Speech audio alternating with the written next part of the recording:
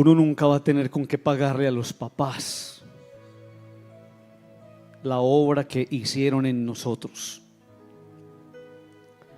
Nosotros somos lo que nuestros padres hicieron de nosotros.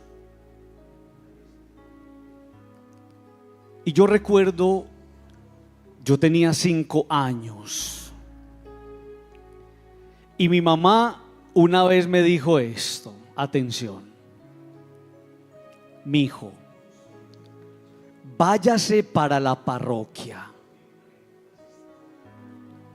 Cuando el sacerdote levante el cáliz, pídale lo que quiera, que Dios se lo va a dar. Y yo salía disparado y me iba para la parroquia, y en la parroquia me ponía de rodillas. Y cuando el sacerdote levantaba el cáliz, yo tenía 5 añitos, yo le decía por dentro: ayúdame a ser sacerdote. Cuando yo veo un sacerdote celebrando la misa, y cuando soy yo el sacerdote que levanta el cáliz, me doy cuenta de una cosa que ustedes nunca deberían olvidar: que para Dios nada hay imposible.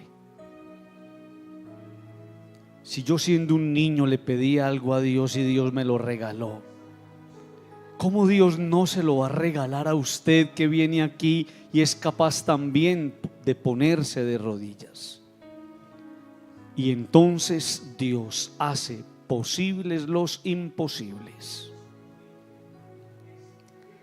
Y les quiero hablar hoy de eso. Si usted en este momento está abrazando en su vida un imposible, yo le pido el favor que abra el corazón esta noche, porque sé que el Señor le quiere decir algo. Y si hay algo que usted ha venido clamando al cielo y no lo ha podido alcanzar, yo le pido el favor que esta noche abra la mente y el corazón, porque seguramente el Señor le va a decir cómo lo debe hacer para alcanzarlo. Dice pues el Evangelio que Jesús iba a una ciudad que se llama Naín. Y miren esto, mis queridos amigos, yo me puse a buscar un diccionario etimológico que significa Naín, y dice: Naín significa delicioso, agradable. Y yo me ponía a pensar en esos contrastes tan raros. Una mujer en Naín, viuda, triste, va a enterrar su hijo, y esa ciudad es la ciudad deliciosa y agradable. A veces la vida no es eso. En esta ciudad que se llama la ciudad de la eterna primavera, a veces para algunas personas no para de llover, y la vida es de contrastes. Y allá donde todo es delicioso y donde todo es agradable, también hay dolor y también hay sufrimiento. Y allá donde sale el sol, para algunas personas no deja de llover. ¿Pero por qué les digo eso? Porque en medio de esos contrastes Dios va haciendo su obra. Y donde pareciera que las cosas no son posibles, Dios empieza a dibujar lo que Él quiere. Naín era un pueblo que estaba apartado de las rutas transitadas. Es decir, era muy difícil llegar allá. Un simple camino era todo lo que había para acceder a él.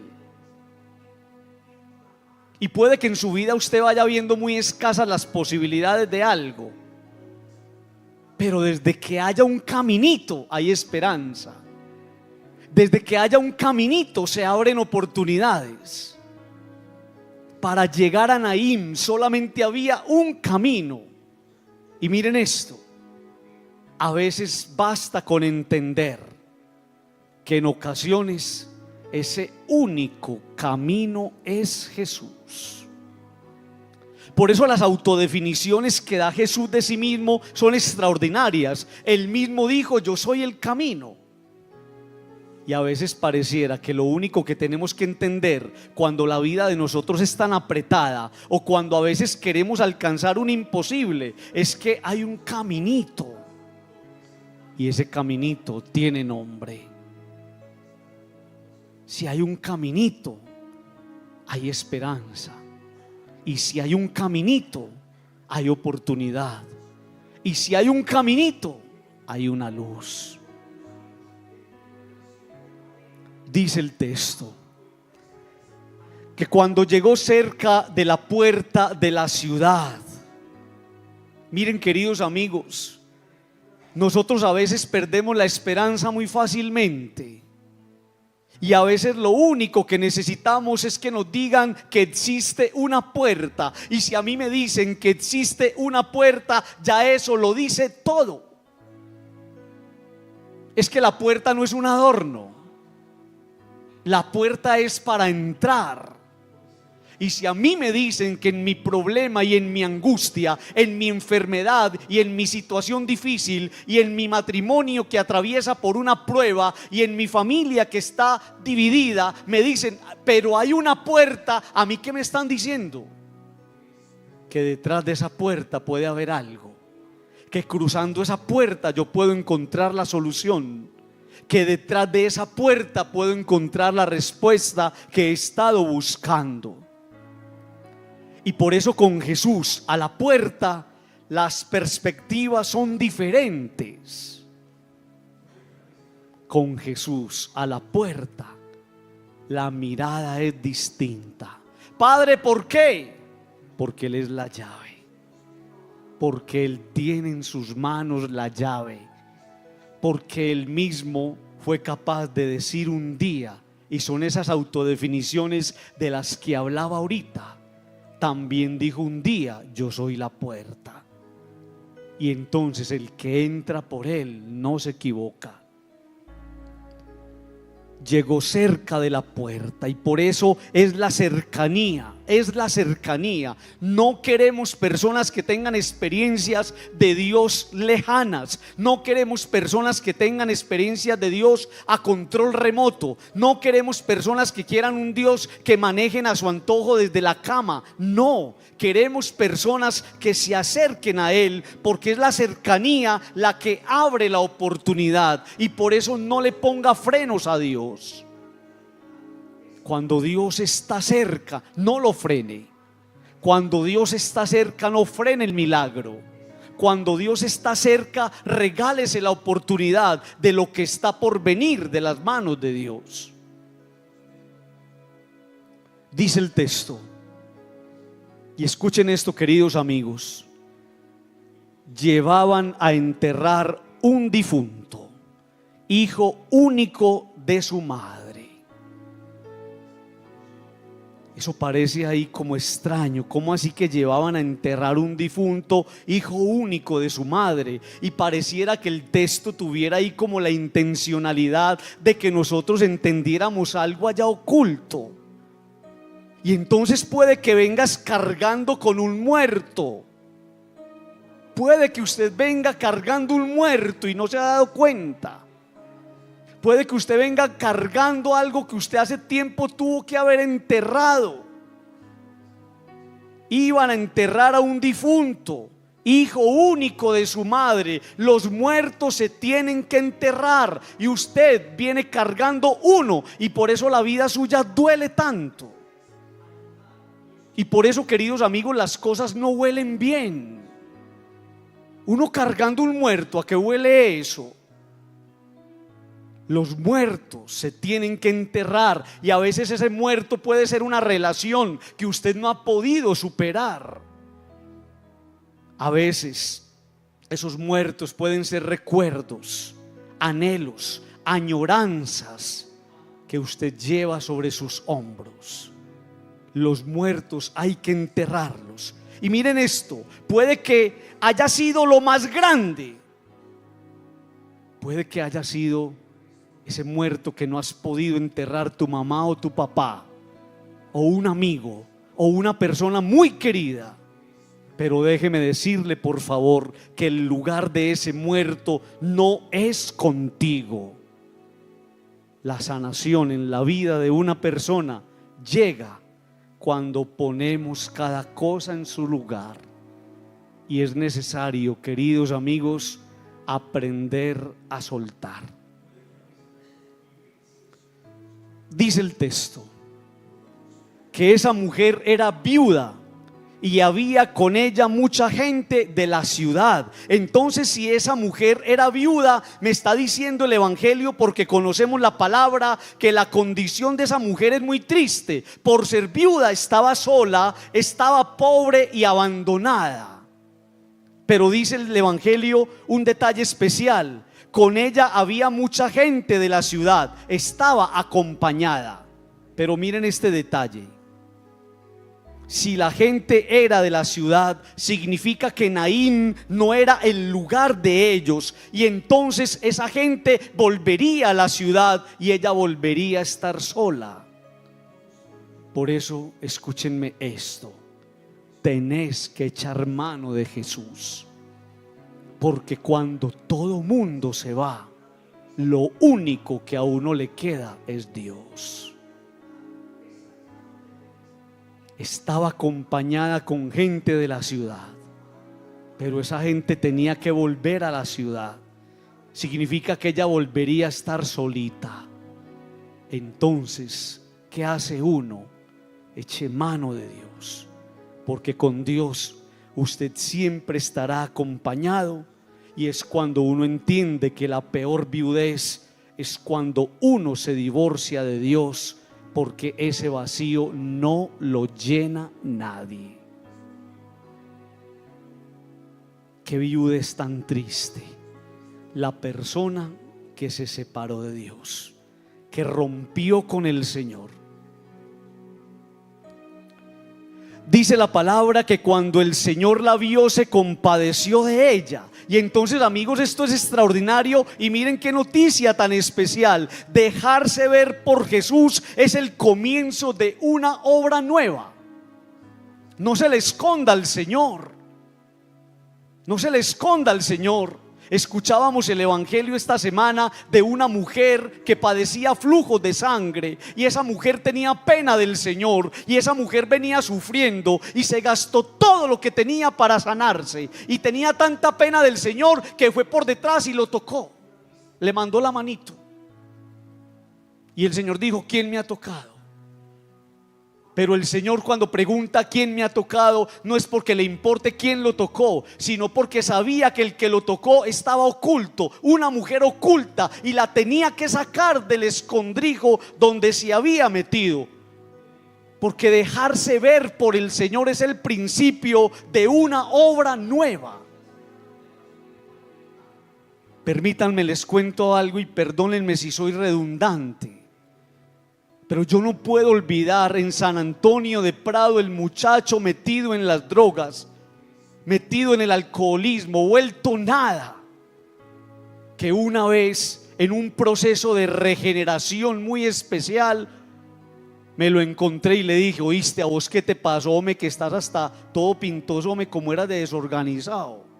¿Y a vos qué te pasó, que tenés como una luz? ¿Y a vos qué te pasó, hermano, que no te volví a ver en la taberna de la esquina? ¿Y a vos qué te pasó, que no te volví a ver tirando marihuana en el cementerio? ¿Cómo así, padre? ¿Que qué me pasó? ¿Usted no sabe? No, me pasó Dios.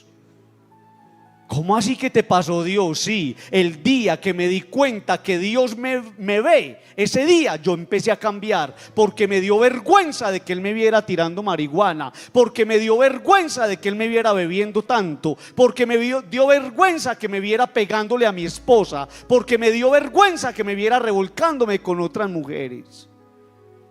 Ese día mi vida cambió, Padre.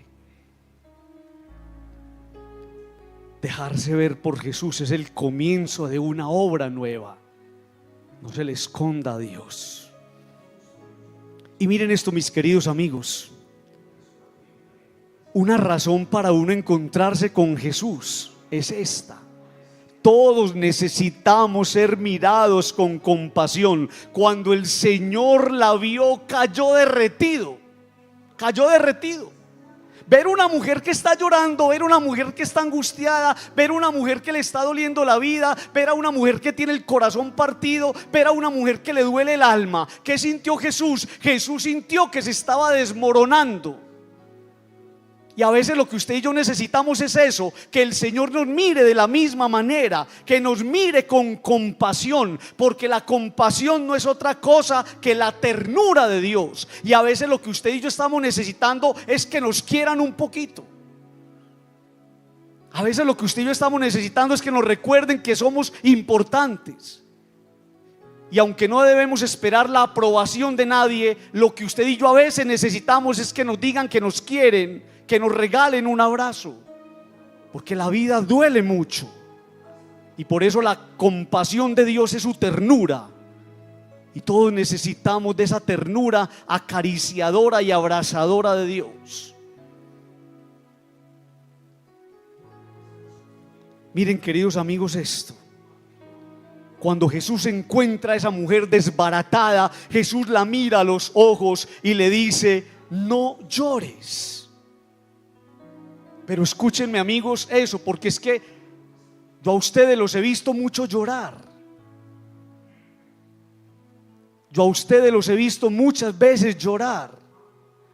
Y entonces ese no llores es hoy para nosotros. Pero hay que descubrir que llorar es un don, pero también que llorar puede ser una desdicha. Escúcheme por favor esto y usted nunca lo va a olvidar. Yo le voy a pedir en nombre de Dios a usted que llore y que no pare de llorar a quien se merece tus lágrimas. Eso es un acto de justicia. El Papa Francisco dice que hay que pedir el don de las lágrimas, porque hay personas que no pueden llorar. Y yo le pido a usted que llore. Y si a usted le dice a alguien que no llore a su mamá que se murió, cuando su mamá era una santa, cuando su mamá era una cosa de locos, cuando su mamá era una cosa extraordinaria, cuando su mamá se fue y usted siente que se le llevó la vida, y si a usted alguien le dice que no llore a su mamá, aléjese de esa persona, porque esa persona no está entendiendo que sus lágrimas son un acto de reparación frente a una persona que se merece todo. Y la vida es tan hermosa. La vida es tan hermosa que llegará el momento en el que usted, de una manera tranquila y serena, por gracia de Dios, dejará de llorar. Pero llore hasta que se seque. Llore ese ser querido. Llore esa persona. Llore esa persona que se merece tus lágrimas. Llórela.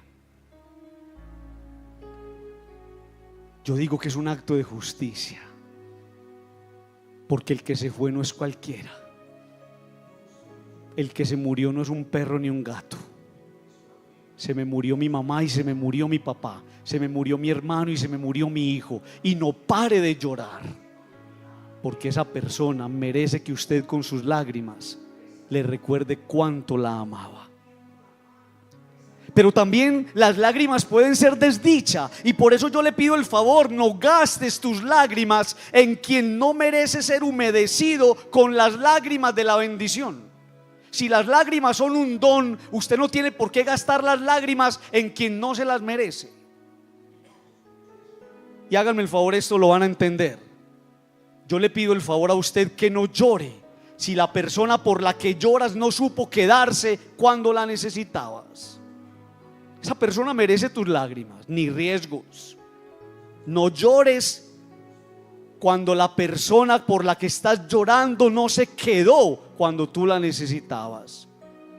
No llores si la persona por la que lloras, sea quien sea, se aprovechó de ti. Voy a llorar a alguien que me hizo daño. Voy a llorar a alguien que me robó la inocencia. Voy a llorar a alguien que me robó la paz. Voy a llorar a alguien que me robó la alegría y que me robó los sueños. No. Y no vuelvas a llorar si el motivo de tus lágrimas es motivado por un apego o una esclavitud. No llores por alguien que te hizo esclavo. No llores por un apego. Y escuche esto, por favor: no vuelvas a llorar, porque mientras vos estás llorando, del otro lado hay alguien que se está riendo. ¿A vos te parece eso justo? Que vos estés aquí vuelto nada y vuelta nada y al otro lado haya una persona que no le importan mis lágrimas. Las lágrimas son un don. Las lágrimas son un don, las lágrimas son un regalo. Tanto son un don que una mujer llamada Santa Mónica, llorando, convirtió a su hijo. Eso era un charco al lado de esa mujer. Y con esas lágrimas enderezó a su hijo. Dice el texto que acercándose tocó el féretro y los que lo llevaban se detuvieron. Nunca olvide esto que le voy a decir. Un muerto en el mundo es un muerto más, pero un muerto tocado por Jesús es en potencia un resucitado. Por eso cuando usted mira un problema desde el mundo es un muerto más, pero cuando usted mira un problema desde Dios, eso es resurrección. Eso es resurrección. Deja que Jesús toque lo que en ti se murió y podrás testimoniar cosas grandes. Deja que Jesús toque lo que en ti se murió. Amigos, hay personas a las que se les murió la alegría, no volvieron a sonreír. Hay personas a las que se les murieron las ganas y las fuerzas y las motivaciones y los ánimos. Hay personas que ellas mismas reconocen que por alguna situación adversa algo se les murió y algo se quedó atrás. Algo no volvió a avanzar en ellos, algo no volvió a moverse, algo se quedó inmóvil. La muerte se detiene, escuchen esto. Acercándose tocó el féretro y los que lo llevaban se detuvieron. La muerte se detiene ante el paso de la vida. Por eso cuando usted quiera solucionar un problema, permita que la vida se ponga por encima de la muerte. Permita que la luz se ponga por encima de la oscuridad.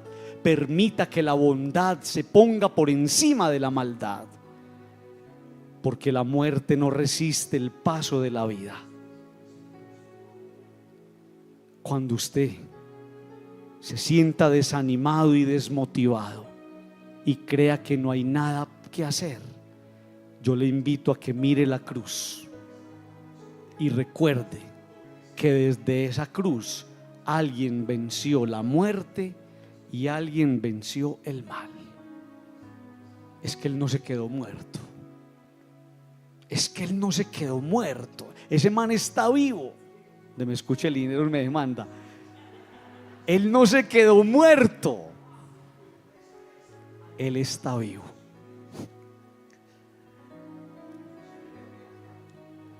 Y miren, amigos, y dijo: joven, a ti te digo, levántate.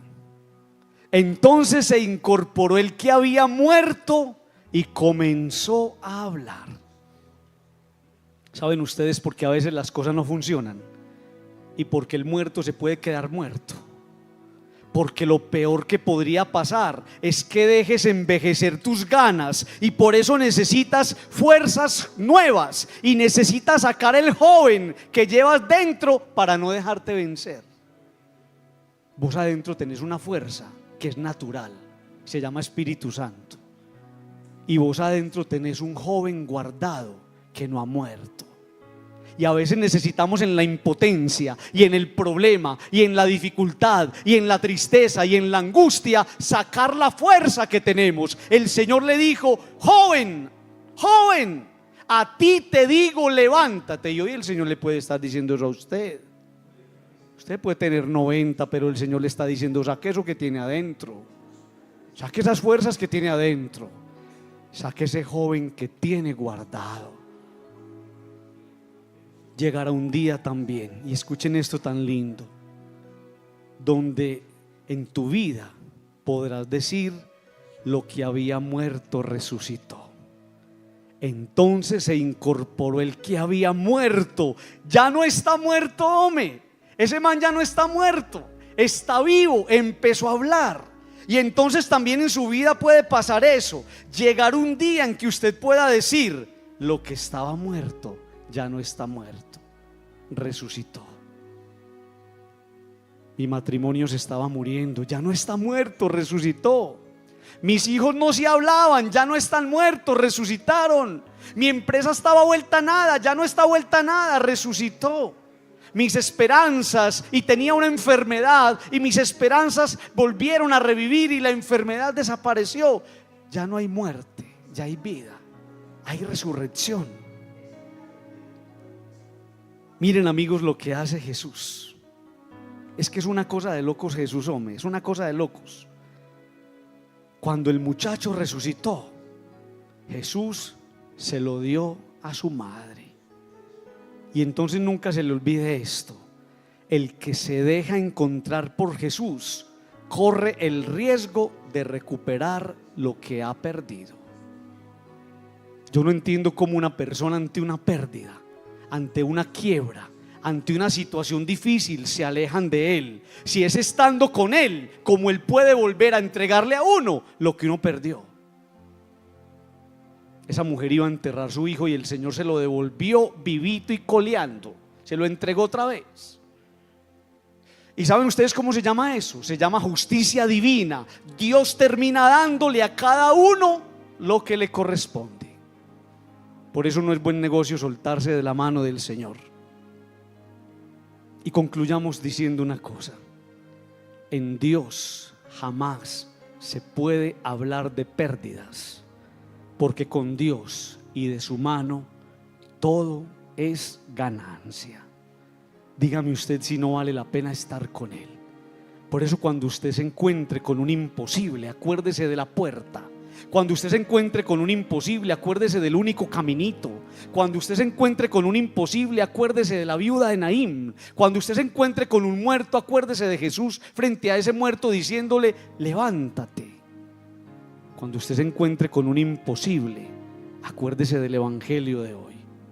Y entonces usted tiene una decisión: si creerle al mundo que se queda cargando sus muertos, o creerle a Dios que es capaz de resucitarlos.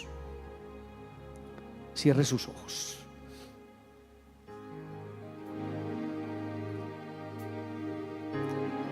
Yo le quiero pedir a usted que le traiga también al Señor esta noche sus muertos. Que le traiga también esta noche al Señor sus tristezas, sus impotencias y sus lágrimas. Que le digas al Señor esta noche: Señor, hoy he entendido que tengo que enterrar lo que he venido cargando. Yo no me voy a dar duro más, no me voy a dar más duro, no me voy a mortificar más. Yo voy a vivir la vida tranquilo y en paz. Voy a entender el don de las lágrimas, y de ahora en adelante mis lágrimas solamente serán para quienes se las merezcan. Señor Jesús, regálame tu paz para traer este evangelio a la vida. Señor Jesús, ayúdame a nunca apartarme de tu camino, porque es en ese encuentro contigo en el camino de la vida donde se experimenta la verdadera transformación.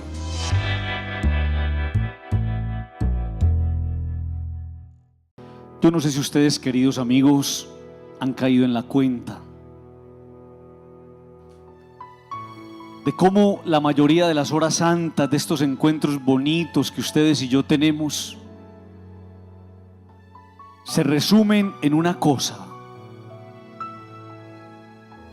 en tratar delante del Señor de encontrar una respuesta, queriendo que nos vaya bien. A veces la razón de nosotros de estar aquí es que hay algo que nos está faltando o hay algo que estamos discerniendo. Y venimos donde Dios porque no queremos ir a otro lugar.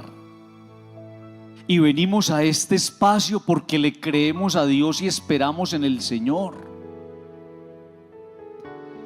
Y por eso, queridos amigos, porque a veces ustedes y yo nos sentimos así,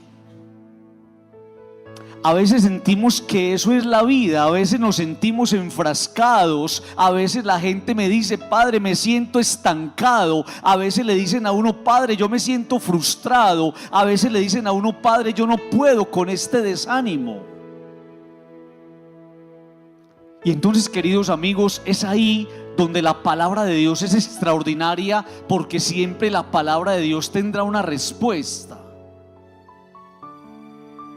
Y quiero proponerles entonces, en medio de esas realidades de estancamiento, de frustración, de desánimo, de desmotivación, quiero proponerles 5 cosas.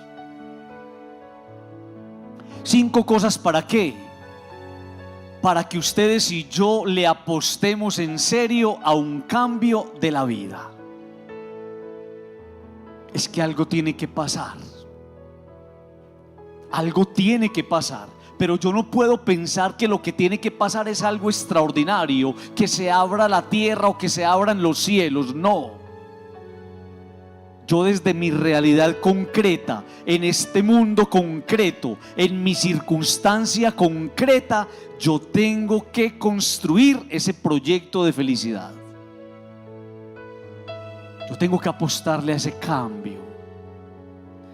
Y por eso la palabra de Dios, amigos, que acabo de proclamarles del libro de los Proverbios, nos propone 5 elementos, 5 cosas maravillosas con las cuales usted podría darle un rumbo diferente a su vida. Le voy a pedir el favor que usted, con buena memoria, guarde esto en la mente y el corazón, porque lo vamos a trabajar de ahora en adelante. A mí no se me van a olvidar estas 5 cosas que un día el Señor me dijo en una hora santa. ¿Acaso no es eso lo que queremos? Que a mí Dios me diga cómo empezar ese cambio de vida. Porque es que he ido al psicólogo, he ido al psiquiatra, he buscado dirección espiritual, he leído muchos libros y no lo he logrado. Seguramente nos ha faltado leer lo que Dios nos está diciendo. 5 cosas para lograr un cambio en mi vida. Recuerde que lo dice el libro de los Proverbios, en el capítulo 16, versículos del 3 al 6. Primera cosa, me dice el libro de los Proverbios: si quiero tener un cambio en mi vida, tengo que aprender a encomendar las obras de mi vida a Dios. Y entonces me dice la palabra: todos tus proyectos se realizarán. ¿Cómo es de frustrante uno emprender una cantidad de cosas que no arrojan resultados? ¿Cómo es de triste cuando viene una persona y le dice a uno: padre, invertí todo lo que tenía en esto y no me funcionó? Y entonces la primera propuesta del libro de los Proverbios, es decir, de Dios, para tener un cambio en mi vida, es: encomiéndele todo a Dios, todo, y tus proyectos se realizarán. Le hago una pregunta: ¿quién me dice eso? ¿Doña María, que vive aquí enseguida, o don Pedro, que vive allí en la esquina? No, lo está diciendo el Dios de los cielos, el Dios de las promesas, el Dios de pactos. Eso llega a nuestra vida como un baldado de agua cuando nosotros tenemos la tentación muchas veces de asumir las cosas o emprender proyectos sin antes consagrarlos al que los hace posibles. Amigos, es que es una gran tentación yo meterme en un negocio sin antes entregárselo al Señor, yo emprender un viaje sin antes entregárselo a Dios, yo empezar tener una iniciativa, sea familiar o lo que sea, sin antes decirle al Señor: lo pongo en tus manos. Y por eso uno va constatando en el camino de la vida que es un irreverente y es un necio el que no tiene la precaución de poner en las manos de Dios todo lo que emprende. Es que pareciera que le estuviéramos diciendo al Señor: las cosas dependen de mí y no de usted. Y entonces pareciera que el Señor le dijera: muy guapito, dependen de usted, hágale pues, asúmalas usted solito.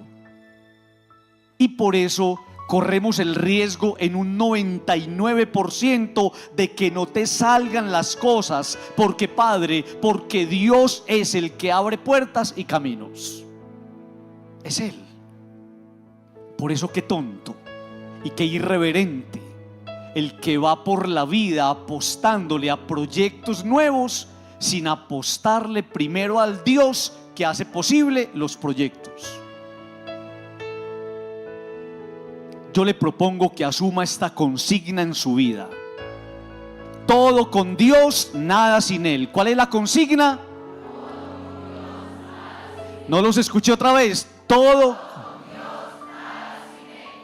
con Dios, nada sin Él. Metas eso en el corazón, repítalo todo el día mientras va en el carro, en su empresa, en la calle, así le digan loco, pero dígaselo. Todo con Dios, nada sin Él. Todo con Dios, nada sin Él. Y de seguro verás el cambio en lo que hagas. Yo no vuelvo a hacer nada sin Dios. Yo no me embarco sin Dios. Yo no viajo sin Dios. Yo no emprendo sin Dios. Yo no le apuesto a nada sin Dios. Yo no me meto con alguien sin Dios. Sin Dios. Primera idea para empezar un cambio en mi vida: encomendarle todo a Dios y los proyectos se realizarán. Segunda idea o segunda propuesta. Pilas pues le pido que se las guarde en el corazón y que esto se convierta en un imperativo en su vida. Esto lo voy a trabajar. Segunda propuesta. Me dice la palabra que Yahvé, Dios, hizo todo con un propósito. Estamos buscando cómo conseguir que me vaya bien, y me dicen: hay 5 maneras de que te vaya bien. Consagra todo a Dios, confía todo a Dios. Y luego me dice la palabra: todo lo hizo Dios con un propósito. Y entonces la palabra me quiere hacer caer en la cuenta que Dios no es un improvisador, que todo lo hizo con un propósito. Padre, ¿en qué consiste el cambio en mi vida? En que descubras tu propósito. Es que Dios te hizo con un manual. Dios te hizo con un propósito. Dios te trazó un norte muy claro. Y entonces el cambio, ¿cuándo empieza? Cuando yo me doy cuenta que yo no soy el resultado de una máquina multiplicadora de personas. Dios me hizo a mí solito en la individualidad con un propósito. Vos lo conocés. ¿Cuántos años tenés? Y a tu edad no conoces el propósito de Dios. No has hecho discernimiento para entender lo que Dios te ha venido mostrando en el camino. O es que has estado tan distraído que no has entendido lo que Dios te ha estado gritando. Miren, amigos, esto: saber entender el plan de Dios y lo que quiere de mí es el resultado de una vida espiritual seria. Padre, dígame cómo hago yo para encontrar ese propósito. Es que a mí me han hablado, Padre, de una vida con propósito, pero yo todavía no lo tengo claro. El propósito se descubre en la intimidad con Dios, en una vida espiritual seria.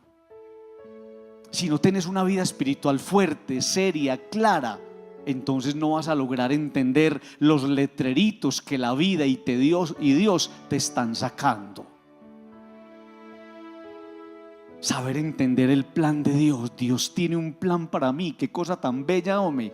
Dios pensó en mí con un propósito. Dios no me hizo ahí como uno más. No, me entregó un propósito. Trazó sobre mí un propósito. ¿Cuál es? ¿Cuál es? El cambio va a empezar el día que usted sepa que Dios te entregó un encargo, una encomienda, y hay que aprender a discernirla.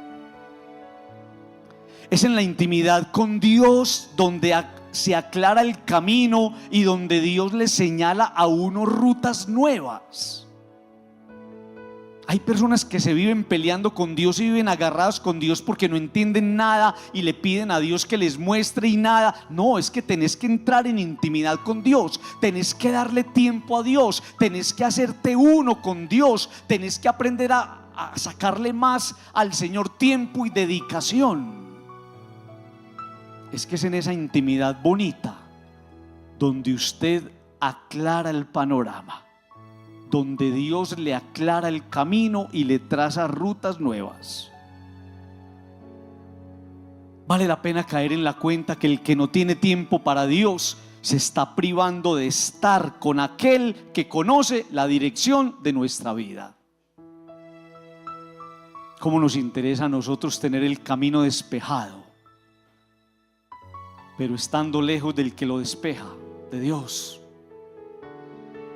El que no tiene tiempo para Dios no va a encontrar fácilmente el camino y el propósito va a estar oculto a sus ojos. Primera propuesta, ¿cuál es? Encomiende sus obras a Yahvé y tus proyectos se realizarán. Segunda propuesta, Yahvé todo lo hizo con un propósito. Tercera propuesta, pilas pues que estamos apostándole al cambio. Yahvé detesta el corazón altanero. Mire lo que me está diciendo Dios. Me está invitando a asumir una actitud humilde delante de Él, porque me hace caer en la cuenta que el arrogante solo consigue alejar la bendición. 5 cosas para el cambio de mi vida y Dios me dice: ¿quieres cambiar? Sí, volvete más humilde. Volvete más humilde. Es tu arrogancia la que le ha puesto un velo a la bendición. Es la manera como a veces retas a Dios con tu indiferencia y con tus palabras, que has conseguido que el camino sea más difícil. Hay personas que tienen la vida muy de para arriba, hombre, muy de para arriba. Nada les funciona, todo es un problema. Y yo quisiera que usted pensara si no es la manera como usted a veces reta a Dios, la manera como usted vive una vida a espaldas de Dios, la manera como usted nunca tiene tiempo para Dios, incluso las palabras con las que usted se dirige a Dios. Conseguimos que el camino sea muy de para arriba, muy complicado. Y entonces es lindo como la palabra, el libro de los Proverbios me va llevando para conseguir ese cambio. Desarma el corazón delante de Dios, desarma el corazón delante de Dios y reconcíliese con Él. ¿Por qué, Padre? Porque ese es el punto de partida para un nuevo comienzo. ¿Cómo te peleas con Él, hombre? ¿Cómo te peleas con Él, hombre? Desarme el corazón, porque desarmar el corazón y reconciliarse con Dios, la Biblia nos dice, es tiempo de que se reconcilien con el Señor. ¿Cómo se pone a pelear uno con el jefe, hombre? Reconcíliese con Él. Padre, ¿y qué me trae eso de bueno? Hágale, apuéstele a eso y usted será testigo de un nuevo comienzo. Volver a Dios, al Dios que cuando uno se va lo recibe con fiesta y le pone un traje nuevo. Apuéstele a encontrarse nuevamente con Él. Miren, amigos, principio de sabiduría es alejarnos de aquello que detesta Dios. Es que esto tiene que ser un programa de coherencia. Yahvé detesta el corazón altanero, y yo a veces me acerco reclamándole a Dios dando muy poquito, y me dice la palabra: principio de sabiduría es alejarme de aquello que detesta Dios. Alinéate con el Señor y busca hacer lo que a Él le agrada. No estamos buscando pues el cambio, y Dios no te está pidiendo cosas imposibles. Dios te está diciendo: aléjese de aquello que a Él no le gusta y acérquese a Él buscando hacer lo que a Él le agrada. No queremos pues la bendición, No queremos que vuelva la luz, no queremos que vuelva la prosperidad, no queremos que se aleje de nosotros tanta angustia y preocupación. Y me dice el Señor, 5 cositas le propongo.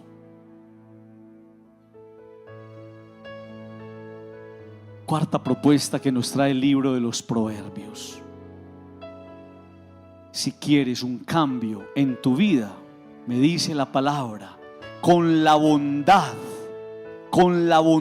y la fidelidad, uno repara sus faltas.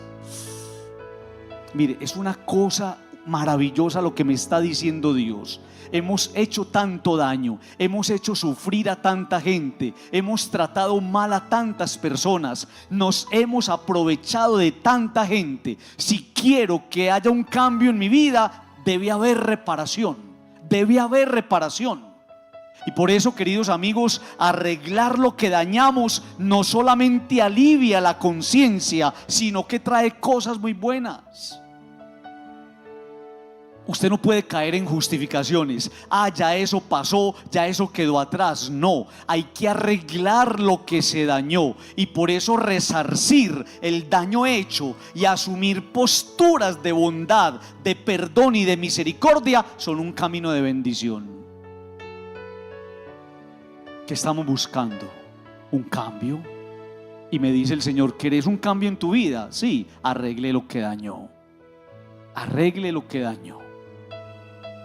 Repare lo que usted dañó.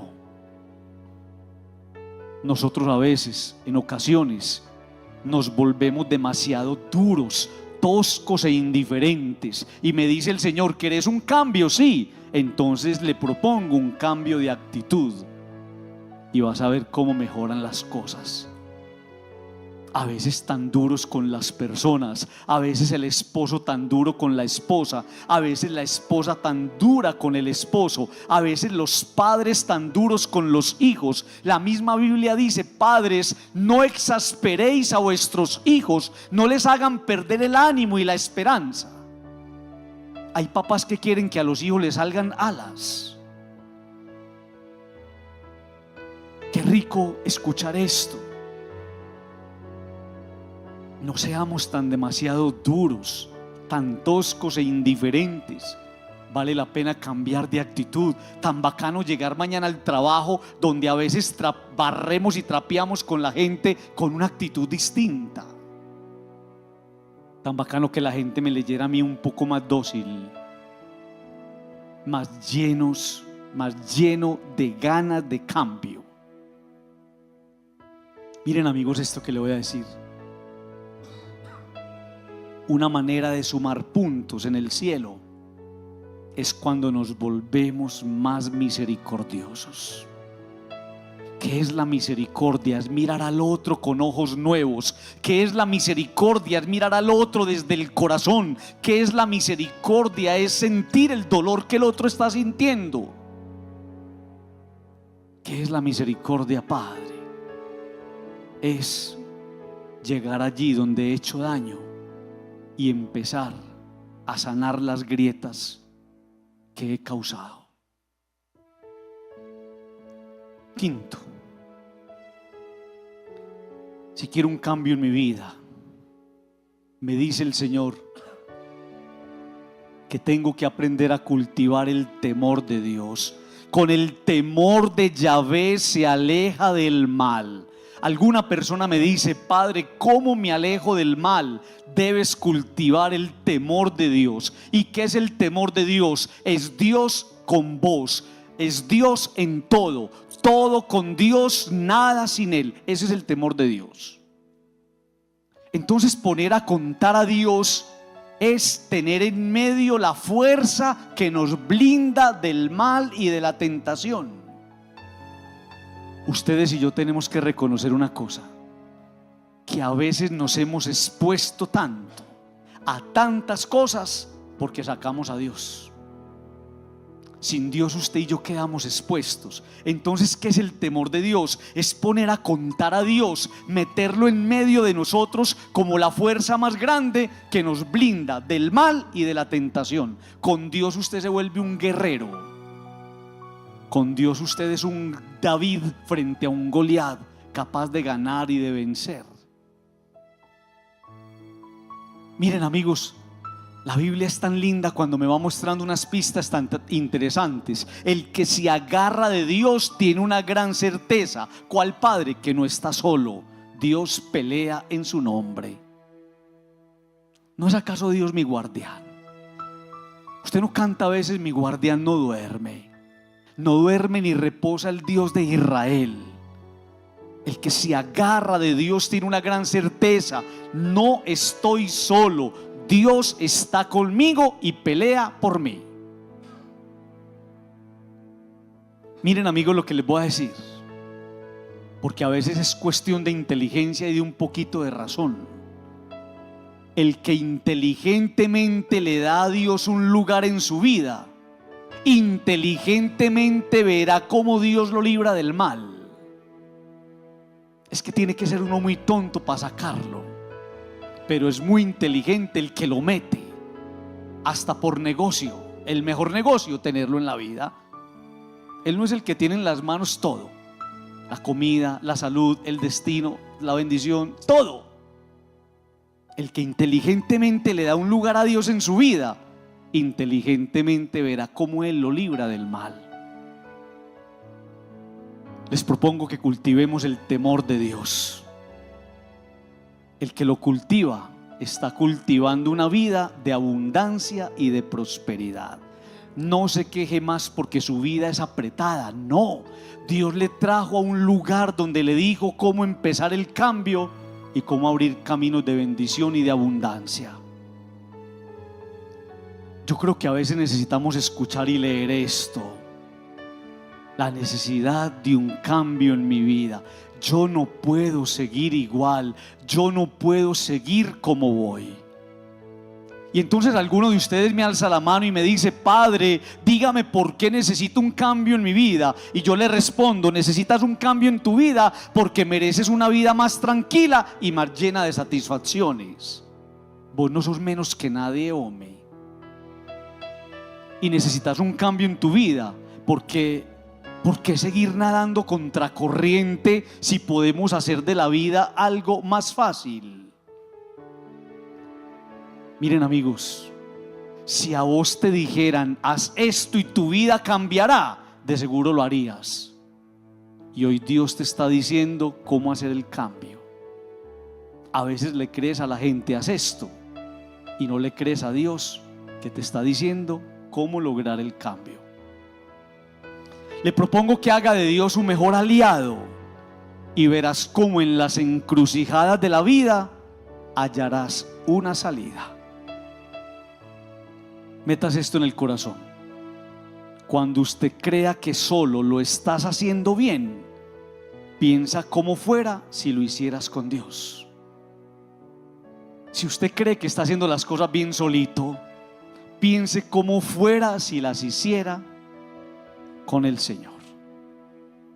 Cierre sus ojos. Tienes tus ojos cerrados. Y con tus ojos cerrados te haces esta pregunta: ¿a qué me trajo Dios hoy a este lugar? ¿A qué me trajo Dios hoy a este lugar? Y la respuesta es muy linda: me trajo porque conoce mi interior, me trajo porque conoce mi corazón, me trajo porque conoce mis sufrimientos, me trajo porque conoce mis desvelos, me trajo porque conoce mis lágrimas, me trajo porque me ha visto desgastado, derrumbado, enfrascado, desesperanzado, desanimado. Para eso me trajo. Miren, amigos, Dios me trajo a decirme que el cambio está cuando yo quiero cambiar, cuando le meto un poquito de voluntad a mi vida y entiendo que a Dios nadie me lo va a robar, que de ahora en adelante todo lo hago con el Señor, que tengo que aprender a reparar, a arreglar lo que dañé, que tengo que cambiar mi actitud,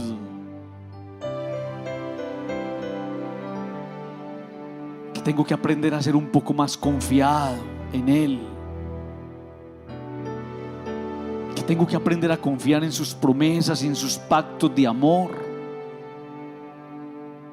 a qué me trajo Dios hoy a este lugar? A decirme que el cambio no lo puedo buscar afuera, el cambio está dentro de mí, el cambio lo tiene Dios.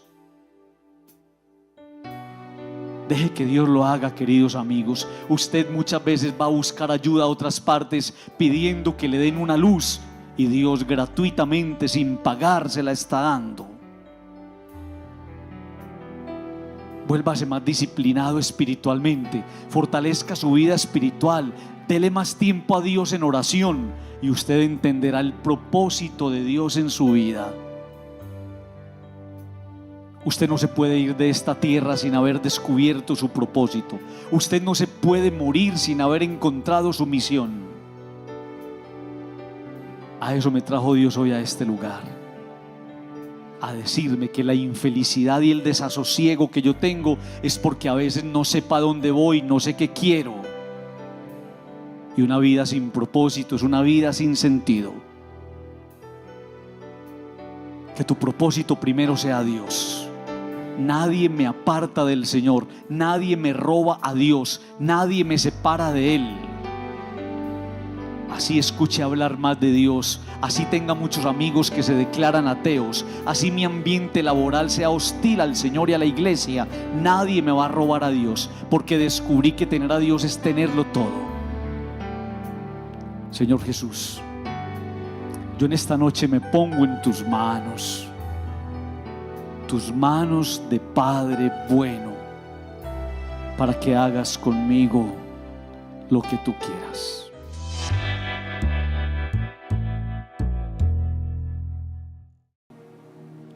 Yo quisiera, para que entendamos bien este texto en nuestra propia vida,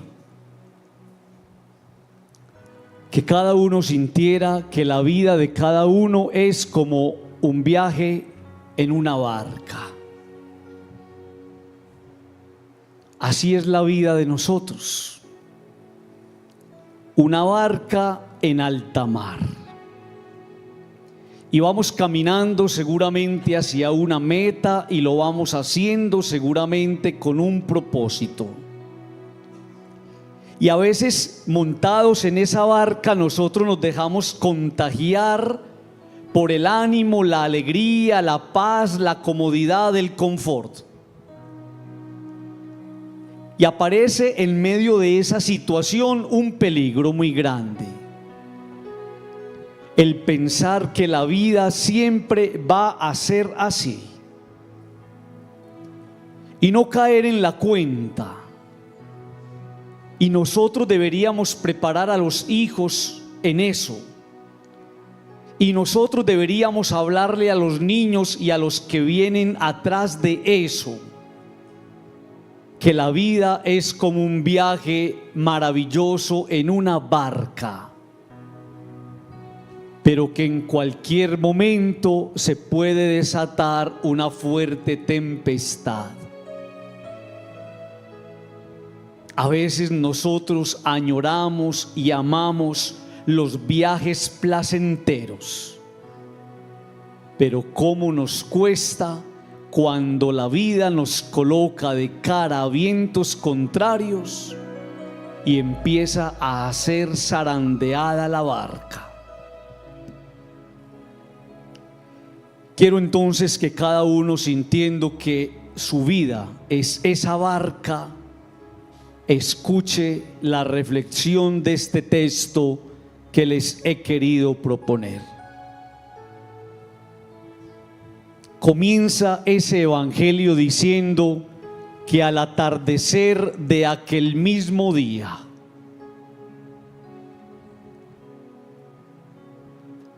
cuando cae el atardecer, empieza la preparación del día para que llegue la noche.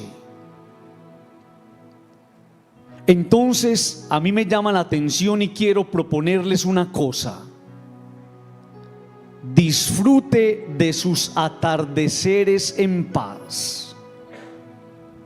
Hágame el favor, escuche lo que le estoy diciendo. Disfrute de sus atardeceres en paz, pues llegarán días donde la noche llegará más deprisa. Y me refiero a que a veces un atardecer puede ser el inicio de una larga noche. San Juan de la Cruz hablaba de la noche oscura, y con esto quería expresar esas situaciones que se convierten en noches eternas, en momentos tan difíciles que uno cree que nunca van a pasar. Por eso disfrute sus atardeceres, porque usted no sabe en qué momento llegará la noche oscura. Pero yo coloco ahí al lado de esa frase: pero Dios tiene un propósito. Dios, en medio de las noches de problemas y de dificultades que nos pueden visitar, Dios se la está jugando toda. Y no es malo que llegue la noche, y no es malo que llegue la prueba, y no es malo que llegue la enfermedad, y no es malo que llegue la situación adversa y difícil.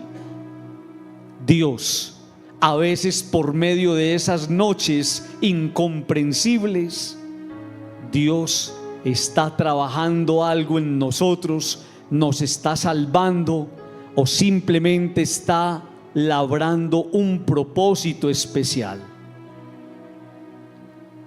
Yo estoy seguro que casi todos podríamos marcar en nuestro calendario un atardecer que dio inicio a una noche de prueba. Si revisamos nuestra historia, si miramos para atrás, muchos de nosotros podríamos decir que tuvimos atardeceres preciosos, pero que cuando llegó la noche vino revestida de algún problema que nos robó muchas lágrimas y nos causó mucho dolor. En el calendario podrían estar marcadas muchas tardes que luego se convirtieron en noches amargas.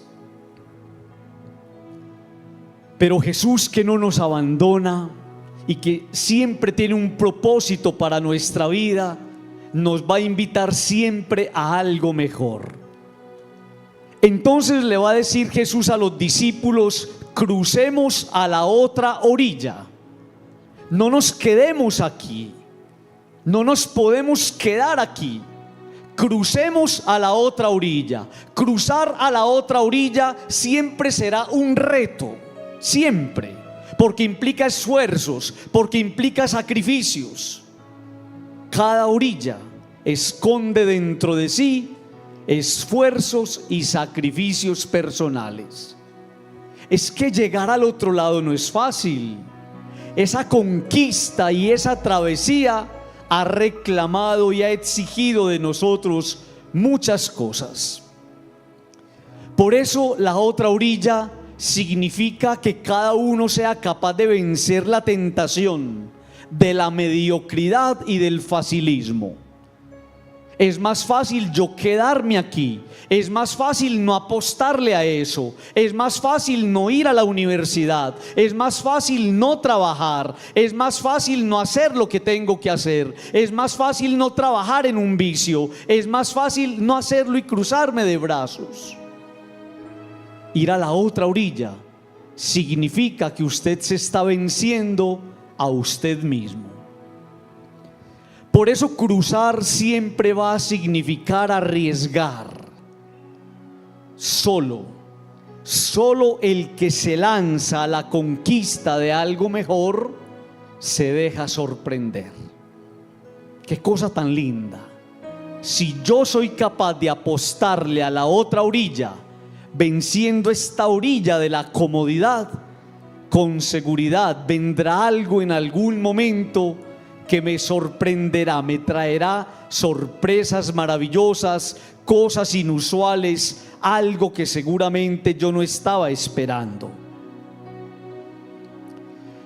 Pero esas travesías no siempre van a ser cómodas.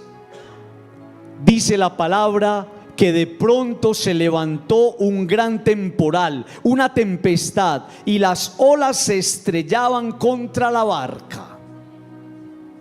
Y escúcheme esto que le voy a decir: no pretenda jamás que su anhelo de llegar lejos esté libre de pruebas y de tempestades. Es que yo quiero alcanzar esto, pero yo quiero alcanzar esto, pero no quiero que me pase esto. Yo quiero alcanzar esto, pero tengo miedo. No pretenda que el anhelo que usted tiene de llegar al otro lado, alcanzar sus metas y sus propósitos, esté libre de pruebas, de vientos contrarios, de mareas altas, de tempestades. No. Tu barca, tu vida, siempre sufrirá amenazas. Lo más triste es que esas amenazas a veces vienen de la gente que está a nuestro lado, porque mucha gente no quiere que llegues al otro lado. Siempre en ese deseo de hacer travesía van a aparecer pruebas, amenazas, reveses, frenos, arenas movedizas que te quieren tragar. Mucha gente no quiere que usted se supere, que llegue a la otra orilla. Esas olas van a empezar a golpear la barca, pero el problema no es que lleguen las olas que golpean con dureza. El problema es que tú no te has preparado para afrontar esos golpes de las olas. Es que a nosotros nos hicieron muy ganadores desde chiquitos, y por eso nos cuesta tanto cuando en el camino la barca empieza a ser sacudida. Quiero hacerle una pregunta y usted se la va a responder solito. En este momento, ¿cuál es su tempestad? En este momento, ¿cuál es su tempestad? En este momento, ¿cuál es el aguacero, el torrencial que usted está soportando, que cree que no va a ser capaz, que usted cree que es imposible superarlo, que le ha robado lágrimas, que le ha robado trasnochos, desvelos, que usted cree que esa situación es insuperable? ¿Cuál es tu tempestad?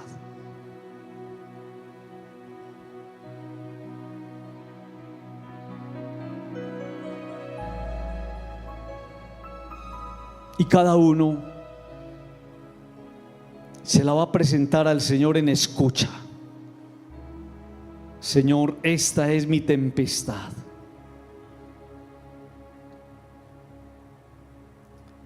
Dice la palabra que mientras esa barca se sacudía y esos hombres se querían morir de temor, Jesús estaba durmiendo sobre un cojín.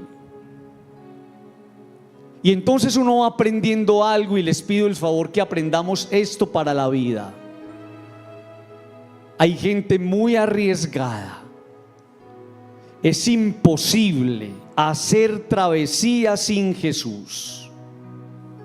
Es imposible hacer travesía sin Jesús. Usted puede tener muchos amagues, usted puede tener muchos intentos. En algún momento sin Jesús usted podría intuir que incluso le va bien, pero será siempre un fracaso seguro, rotundo y total.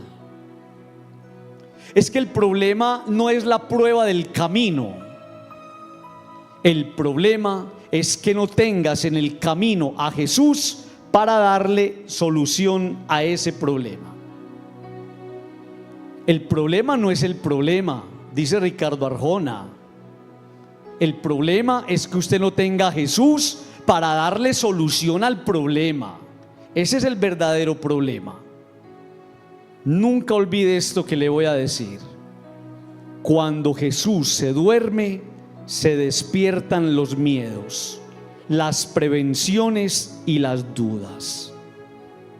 Pregúntese si el miedo que usted ha tenido si la prevención que usted ha tenido, si las dudas que usted ha tenido no son el síntoma de haber dejado de dormir a Jesús en su vida, no son síntoma de haber dejado de dormir la espiritualidad, no son síntoma de haber dejado de dormir la Eucaristía, no son síntoma de haber dejado de dormir la oración, no son síntoma de haber bajado la guardia en la espiritualidad. ¿Qué hicieron los discípulos? Los discípulos, cuando se vieron embalados, llevados, vueltos nada, dice la palabra, lo despertaron. Quiero que nos aprendamos todos esta estrofita y vamos a cantarla. Despierta, despierta a Jesús, digámoslo. Otra vez, despierta, despierta a Jesús. Despierta, despierta a Jesús. Pronto verás su luz. Vamos a cantar. Despierta, despierta Jesús. Despierta, despierta Jesús. Despierta, despierta Jesús. Pronto verás su luz. Dice la palabra que lo despertaron. Entonces yo me hago una pregunta: ¿qué hago si en mi vida se durmió Jesús? Hay que despertarlo. Barrera, cantemos. Despierta, despierta Jesús. despierta Jesús. Dígalo con el corazón, despierta. Despierta, Despierta Jesús. despierta Jesús. Despierta. Despierta, Despierta Jesús. despierta Jesús. Pronto verás su luz. Pronto verás su luz. Y me pregunto, ¿qué hago si en mi vida nada funciona? Despierta, despierta Jesús. A ver, dígalo con el corazón, vamos todos, despierta. Despierta, despierta Jesús. Despierta, despierta Jesús. Pronto verás su luz. Pronto verás su luz. Y me pregunto, ¿qué hago si en mi vida nada sale bien? Despierta, despierta Jesús. Dígalo. Despierta, despierta Jesús. Despierta, despierta Jesús. Pronto verás su luz. Pronto verás su luz. Y me pregunto, ¿qué hago si mi vida se estancó?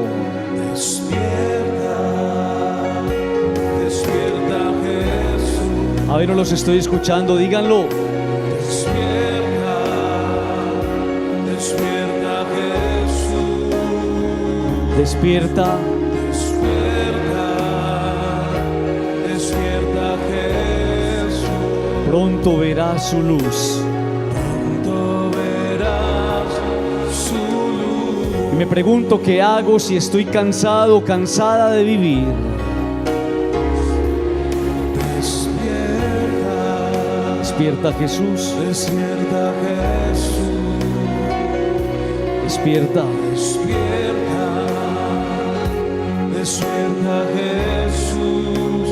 No, Despierta. despierta, despierta Jesús. Pronto verás su luz. Pronto verás su luz. ¿Qué hicieron los discípulos cuando vieron que esa barca se quería hundir? Entonces Jesús se despertó y mire lo que dice la palabra. Se encaró con el viento y dijo al mar: cállate, cálmate. Encarar, oigan eso, se encaró. Encarar significa que hay alguien dispuesto a dar la cara por ti en medio de la tempestad. Qué cosa tan linda, hombre.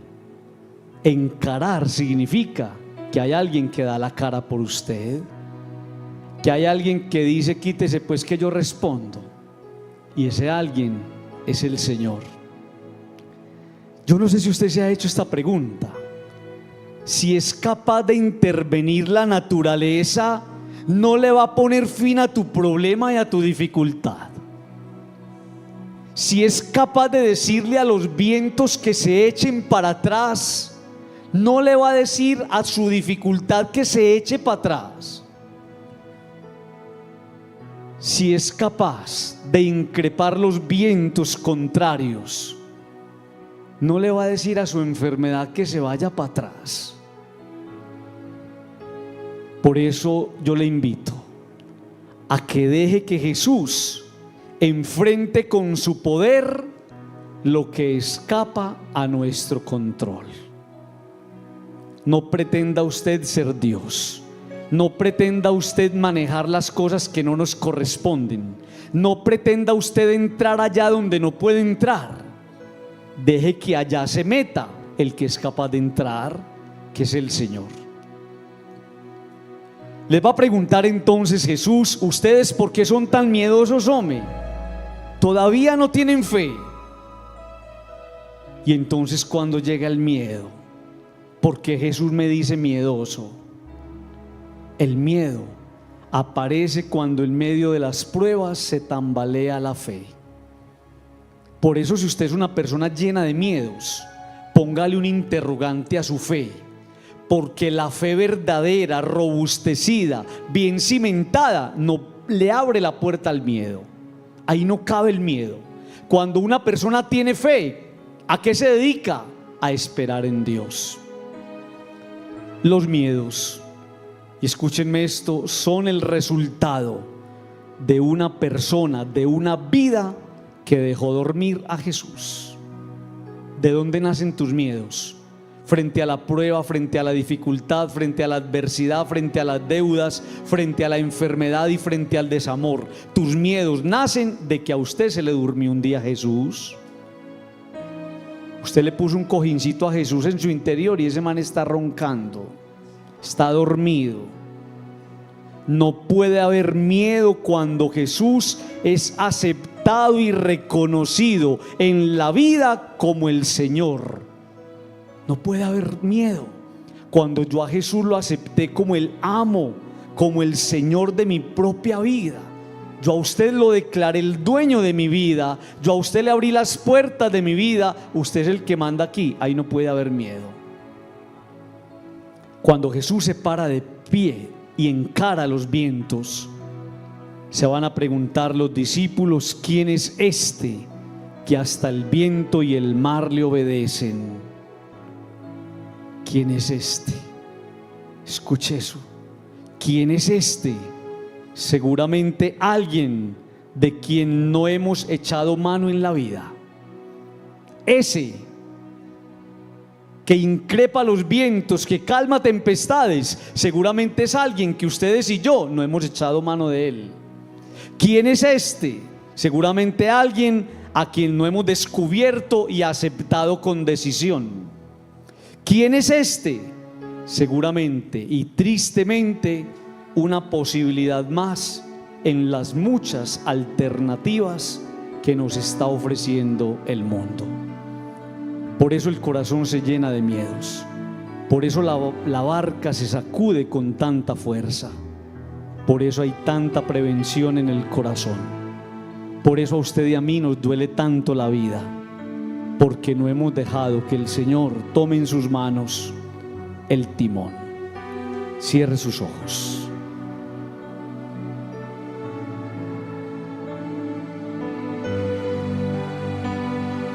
con sus ojos cerrados.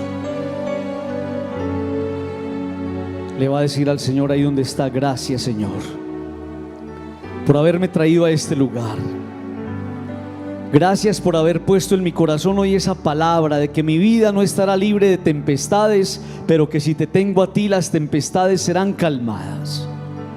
Gracias por enseñarme que no soy yo el que tengo que calmar tempestades. Yo tengo que dejar, Señor, que tú en mí las calmes. Gracias, Señor, por regalarme paz en el corazón. Gracias, Señor, por invitarme a superarme, a no quedarme en el mismo lugar, a vencer la tentación de la comodidad, a apostarle a la otra orilla.